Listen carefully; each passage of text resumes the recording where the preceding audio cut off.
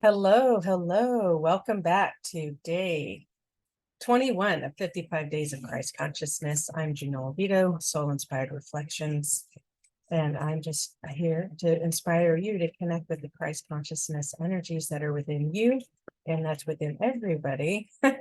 And what we have today has popped out for day 21 is peace, calm center, calm mind. Yes, as today is September 17th, we're still in the moon energies and we're a few days away from equinox. And those energies are ramping up, if for those of you that pay attention to that. But just trust and know that whenever you come across this reading or channeling of energy, that it's going to match you exactly where you're at. So the 55 Days of Christ Consciousness is inspired by the Christ Consciousness Self-Mastery deck created by Amanda Ellis and illustrated by Jane Delaford Taylor. It's just a beautiful, beautiful gift to the world and those of you that are on a path of light and integrating your Christ consciousness energies and are aware of that. How might you cultivate those within you in your unique journey? So again, today we have peace, calm center, calm mind. And just take in that image for a while. And it's one of those Karens that can be referred to like in a, that marks trails and things like that, right? And that's what this reminds me of. And see how they're perfectly balanced. The rocks are different shapes and sizes, yet they're perfectly balanced within water that's constantly moving around it and the flow of water, right? So some of that reminds me of also our flow of emotions and things like that. Our emotions and feeling of emotion as you were mastering your emotional body and mental body can be calm sometimes. Like, can it be rocky? And other people, we feel other people, and same with the world. How might you stay in this beautiful, calm, serene river flowing of healing water, right? There's a hint of lime green, there's blue. Look at that beautiful star. Kind of reminds me of yesterday's card of the cross, right? It's that same image of the cross as the star is being depicted here, right? We're moving out of suffering. You're no longer suffering. You're learning how to stay calm and centered through every moment of your life and all your experiences. And those beautiful healing waters. Yeah, take that in. There's a sense of hope we see some of the olive green and yellow running in the background as well. As you're connecting more and more to your heart center and anchoring in the light. It's almost like that Polaris, right? The North Star. So let's see what the book has to share with us today. And I know for me, that's actually what I was practicing today. I was feeling very buzzy, very buzzy. Oh, and I'm like, oh, I need to ground. Help me ground, help me stay centered, still with the excitement of my day, but slowing it down so I can stay focused, calm, and not be overrun by the emotion and energy that is within me. How do I integrate this pulsations of light that is exciting, that can feel in many different ways, and I want to be productive, but how can I stay focused and peaceful within it, within myself and within the world, and just have that calm flow within me and around me? So this is card number 49. 49. Where are you? And we're almost halfway through the deck, which is always nice. There it is. Beautiful. Here's what this card shares with us today. There are many ways we can be triggered, angered, and made to feel unsettled, all of which profoundly impact our body and can result in us making poor decisions and choosing rashly from a place of panic or confusion rather than considered judgment and balance. Peace is so needed in our world and in our own lives, and is made possible when we pause, breathe, recenter, clearing our thoughts and aligning to our best selves. Yeah, absolutely. That's just the first paragraph. And that just reminds me, what did I do today, this morning? Realigned and came back to my center, my heart. What do I need to do for my highest good today in this moment to be focused and kind of structure it a little bit and slow down? It's really learning how to be in the stillness and feel the current, right? So it's a sense of the rocks too, right? The rocks are immovable, yet so delicately balanced, right? But not so much that you're super rigid. It's just like, yeah, I'm here. I'm good. I'm going to find balance. As you see them, they're in different places, right? They're different slopes and angles, yet they always find center. Similar to your body, is always looking to be in balance and harmony, and it does everything it can to stay there, even to the point of where hormones are triggered, right? Hormones are triggered, respiration, right? Meaning your breathing. It increases, your heart pulses faster or slower, calming the parasympathetic nervous system, right? Because your body's receiving information and then it's going to respond to that physically on a physiological and biological level. This also reminds me, I've been reading or listening to an audiobook with Robert Kiyosaki. Hopefully I said his name correctly. He wrote a book called Rich Dad, Poor Dad. So his brand has become that. But he very much goes into the mind, body, and spirit alignment and to stay focused. And one of the things that stood out to me while I read this first paragraph is information, right? We can, when we're making decisions based on emotions, it lacks information and wisdom, and we're letting that information rule the emotion rule us, and then we set ourselves up to make a decision that is potentially not the best decision for us at the time. And this can go also when you're in extreme states of joy, as well as lower states of depression and sadness. Okay.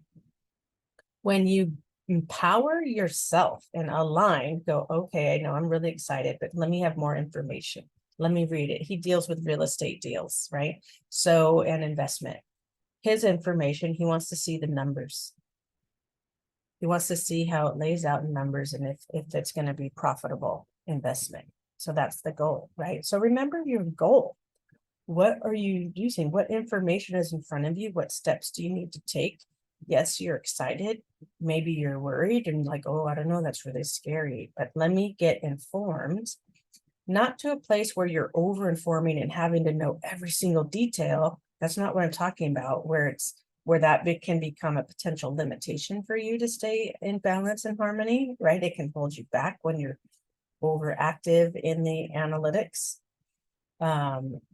And wanting to know every little thing. This is when you've gotten to a place in your self-mastery where you're trusting the unknown, you're trusting you're already cared for and can stay in perfect balance and harmony no matter what comes into your field or that you're experiencing, that you have the higher wisdom and guidance to come into your heart and live life from that space. I hope that makes sense for you right now. If not later, that'll all connect the dots. Right? You're going to feel it in your body. As we spoke to, I think, a few weeks back, maybe it might have been on my Instagram post, that to grounding is an internal state of being. It's an internal state of being. Yet we use the external and internal world to learn what that feels like, and how to work with the energies of ourselves to sustain a sense of being, of groundedness with our energy and way of walking this world. I'll continue. In many ways, the art of stone balancing demonstrates this well. Being able to stand tall, balance different things, reaching up to a single point of focus. Yes, single point of focus. That's also what Robert Kiyosaki was reminding me of. Focus. He was talking about investing. He focuses his investment. He doesn't diversify. He focuses in the industry, and then he He grabs wisdom based on the companies or whatever he's investing in, but he focuses it, and that's how he maintains a sense of balance and profitability, sustainability. That energy is no different within you. How do you sustain a sense of balance? Well, you have multiple things. Okay, same thing. We're talking from the energetics as you express in the physical and as you experience in the human world.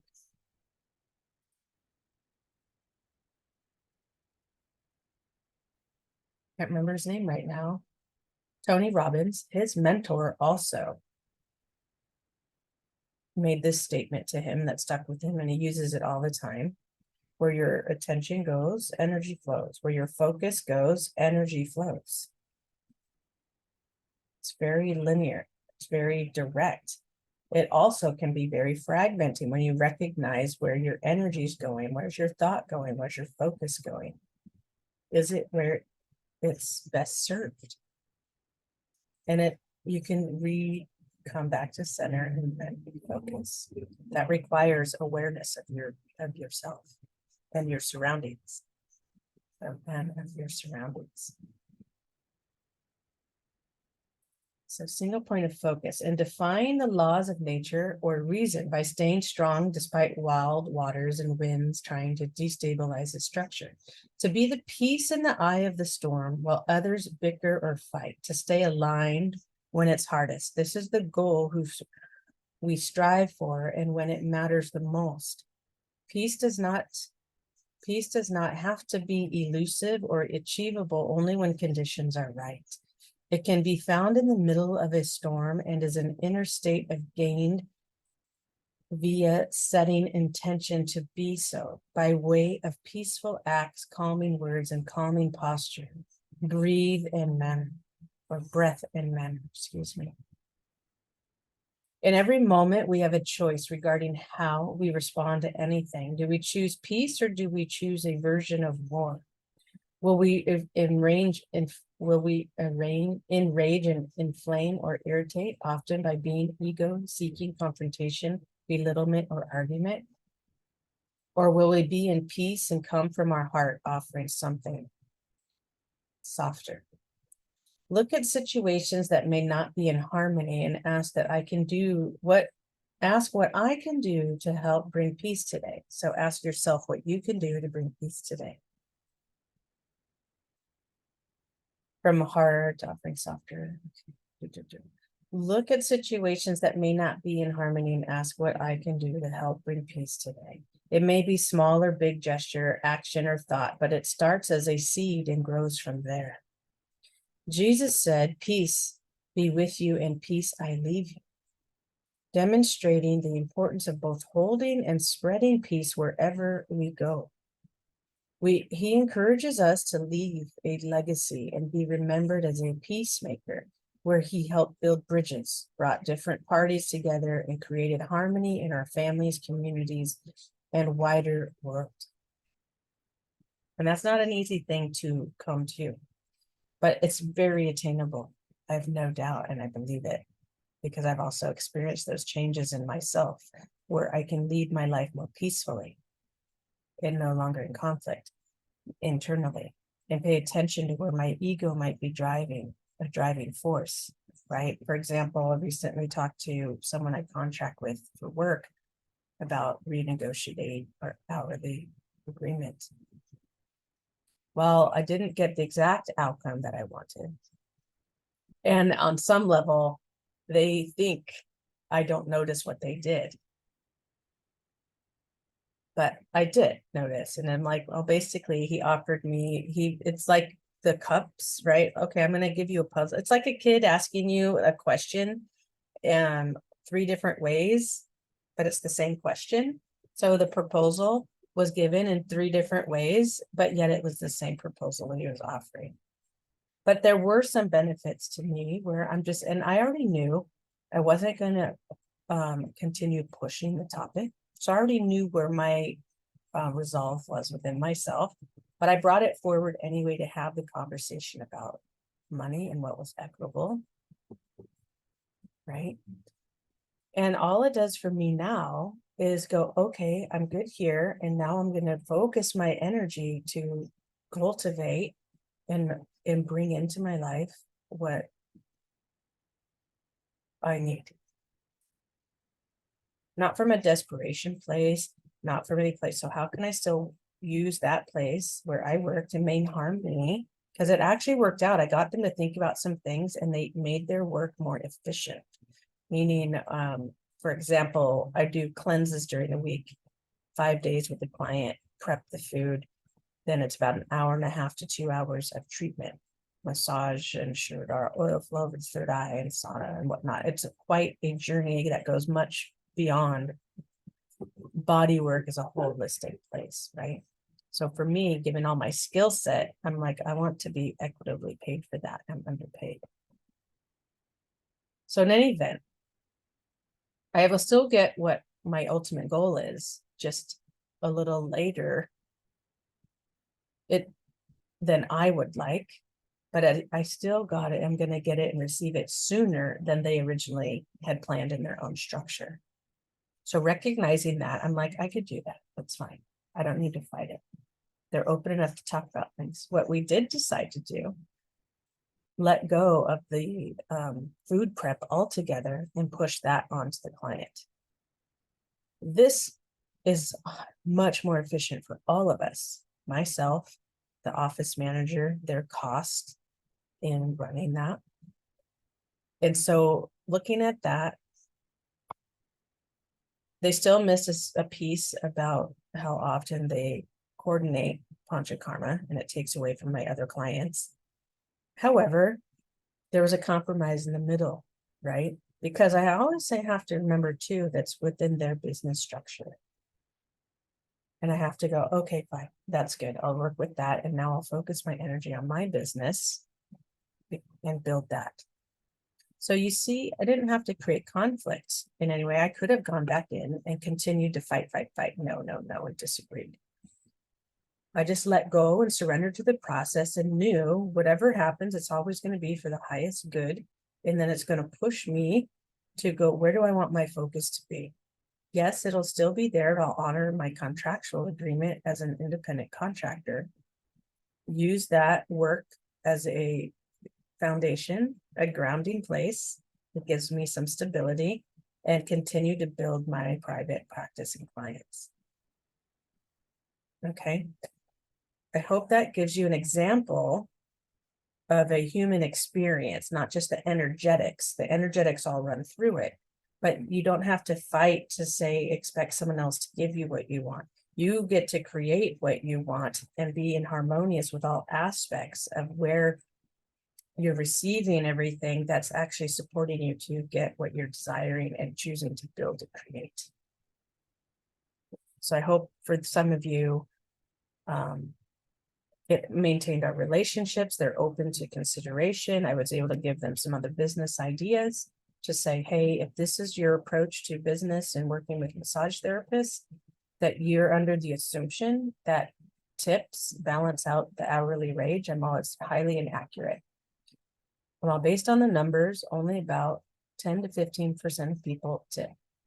So I made him a suggestion if he wants to know 100% that tipping is compensating and balancing out an hourly rate, so he doesn't have to pay higher rate wages to his massage therapist that he contracts with. I suggested as a business practice, it's already incorporated in the at checkout for his clientele. He's going to consider that, and then they can decide if it's 10, 15, 20% gratuity. Then it takes the worry off everybody, him, the massage therapist, and the clients, because some clients just aren't thinking about tipping. It's not because they don't want to tip. That's just like the last thing on their mind when getting work done. Totally fine. Anyhow, human example. We'll finish this and move on.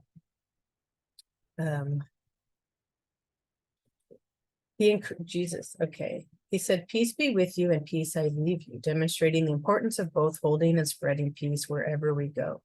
He encourages us to leave a legacy of both holding and spreading peace wherever we go. He encourages us, sorry, I reread that line. He encourages us to leave a legacy and be remembered as a peacemaker, where he helped build bridges, brought different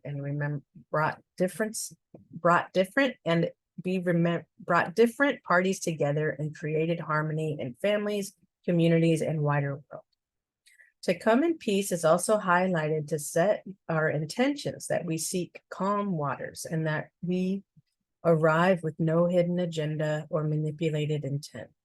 Much of this is about being crystal clear in our dealings with people, who you see or who you get, and being consistent in nature and willing to apologize when we go astray.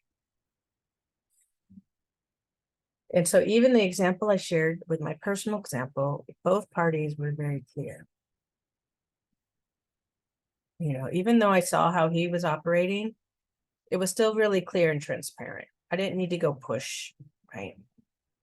And I could feel the intention was not of ill will or anything like that.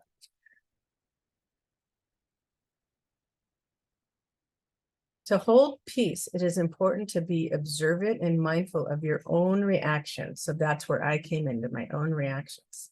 To acknowledge your feelings and to be true to them. Very few of us can hold peaceful thoughts always, so we should not be too critical, but instead notice our imbalance and then self-correct ourselves to restore harmony and peace within.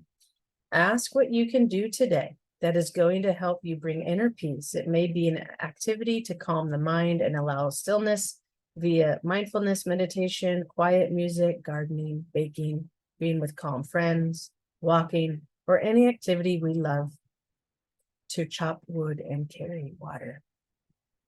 Reminds us that how we navigate our daily routines can also be a tool of harmony via doing one thing mindfully rather than scattering our energy and rushing through our day. Affirming I am peace. I bring peace and I wish you peace to others and ourselves serves you today and is found within the heart, which carries its energy always. Very beautiful. So perhaps some of you needed that reminder of peace and calm, and focus your energy on one task at a time versus being scattered all over the place, kind of like I was feeling this morning. Let me focus. Let me pull a card. Let me do this work and then move on to the next task. And I do feel very much more focused and grounded and present in myself and here for you. So be great, patient with yourself, and I've no doubt you will become the peace you seek inside yourself because you're learning the skill set and awareness to be that. I'm Gina Libido, Soul Inspired Reflections. Like and share this video if you found it supportive, and have a really, really blessed day.